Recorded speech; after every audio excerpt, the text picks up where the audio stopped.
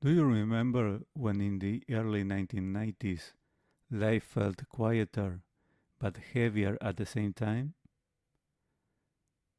When songs didn't just entertain you, they stayed with you.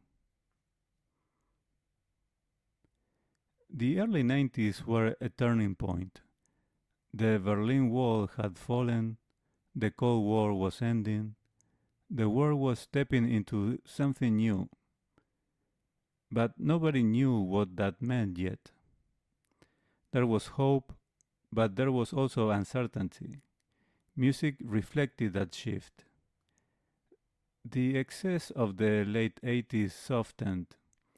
Lyrics became more introspective.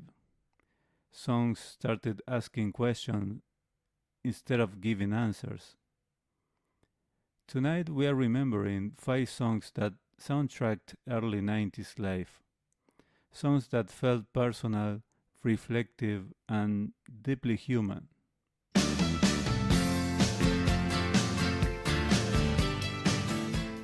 Released in 1991, Losing My Religion became R.E.M's defining moment. And here's the irony: it wasn't meant to be a hit. The song was built around a mandolin riff, unusual for mainstream rock at the time. It sounded restrained, almost fragile. Michael Stipe later explained that the phrase losing my religion was a southern expression, meaning losing patience or emotional control, not faith. That's me in the corner. This song captured the emotional tone of the early 90s perfectly: self doubt, vulnerability, quiet obsession. At a time when many people were reassessing identity after massive global change, this song felt honest. It didn't tell you what to believe, it told you it was okay not to know. It's been 7 hours and 15 days.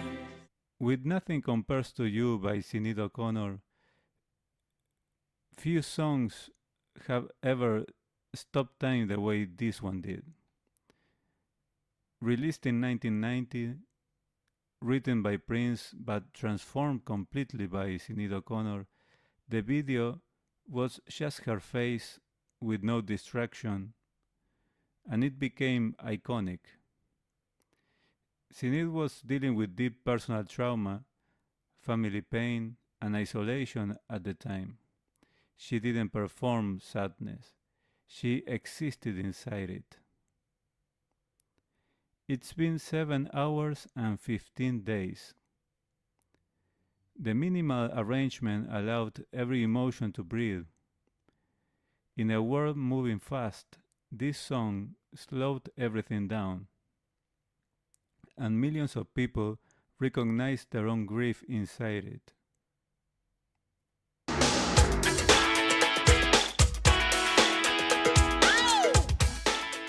Black or White by Michael Jackson. By 1991, Michael Jackson was standing at the crossroads. He was the biggest pop star in the world and one of the most scrutinized human beings alive. Black or White was released at a moment of global tension. Racial conversations were intensifying, cultural boundaries were shifting, MTV had become truly international. Musically, the song blended rock guitar, hip hop rhythms, and pop hooks. It don't matter if you're black or white. This wasn't subtle, it was direct, and it worked. The song became a global event, premiered simultaneously in dozens of countries, watched by hundreds of millions. It felt like a statement, not from a superstar, but from someone who understood division deeply. Hello, you fool, I love you. Joyride by Roxette. On the surface, Joyride sounds carefree, but context matters. Roxette has just experienced massive international success with The Look and Listen to Your Heart. They were suddenly everywhere, especially in the US. Joyride was written during intense touring, constant travel, and exhaustion. Yet the song chose lightness. Hello, you fool, I love you. In the early 90s, this song offered something rare joy without irony. It reminded people that even in uncertain times, fun didn't need justification.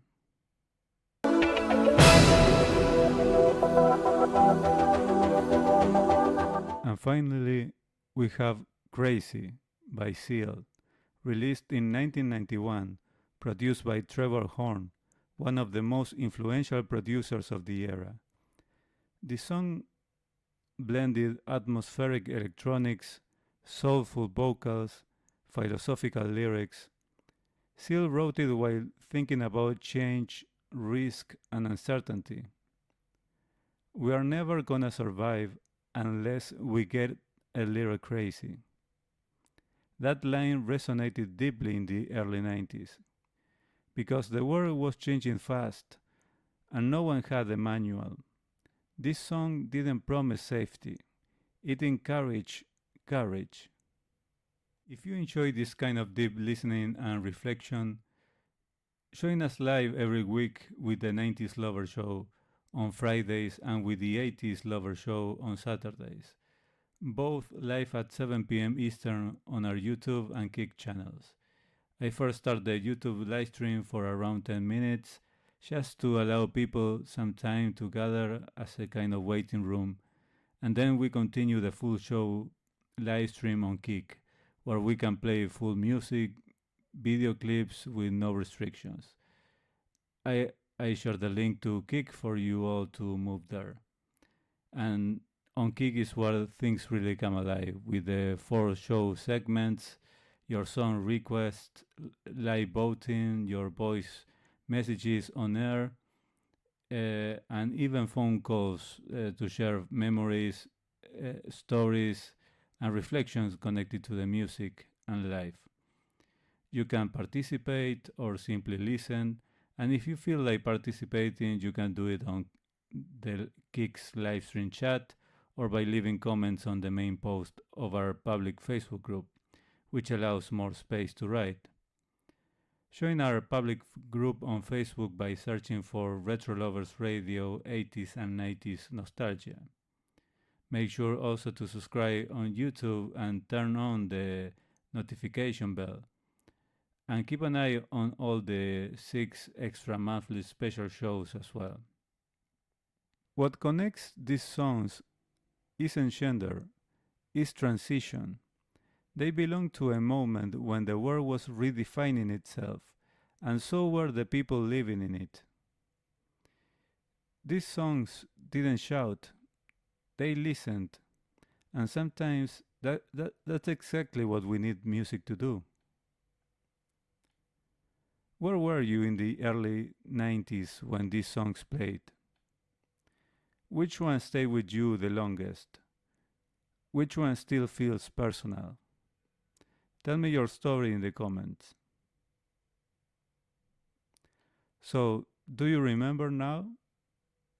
This music gave you joy. Now, let this moment receive that feeling. Alright, everyone. Thank you so much for being here. See you all in the next one.